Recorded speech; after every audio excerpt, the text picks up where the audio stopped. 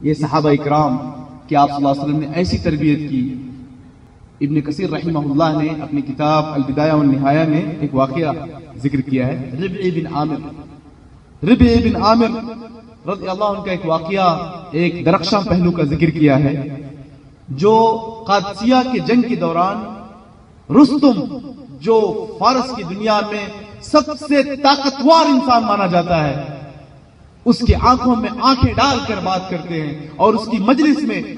اس کے عالی شان شہنشاہی قالینوں پر اپنے نیزوں کو گھونپتے ہوئے اس کے سامنے کھڑے ہوتے ہیں، اور وہ پوچھتا ہے ما جاءتم بہا، کس چیز نے تمہیں، جو لوگ کل تک روٹی کے لیے گھومتے تھے،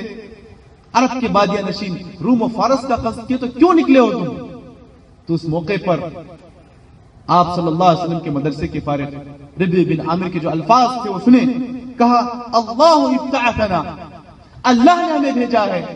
لنخرج من شاء من عبادت العباد الى عبادت رب العالمین، ہمیں اللہ نے بھیجا ہے کہ ہم لوگوں کو لوگوں کی عبادت سے نکال کر اللہ کی طرف لے کر آئیں. ومن ضیق الدنیا الى سعتها، اور تم نے جو دنیا کو تنگ کیا ہے اس تنگی سے نکال کر اس دنیا کی کشادگی کی طرف دعوت دینے کے لیے. ومن جور الادیان الى عدل الاسلام، اور یہ آپ کے مذاہب میں جو ظلم و ستم کا جو بازار گرم ہے، ان تمام سے نکال کر اسلام کے عدل کی طرف لے جانے کے لیے ہم لوگ آئے ہیں. فمن قبل منا قبلنا معه،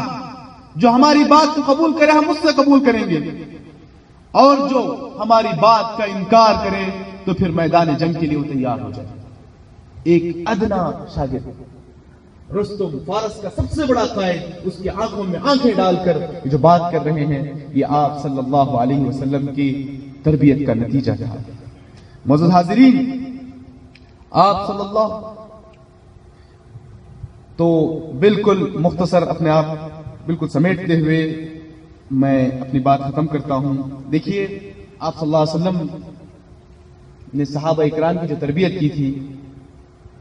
آپ نے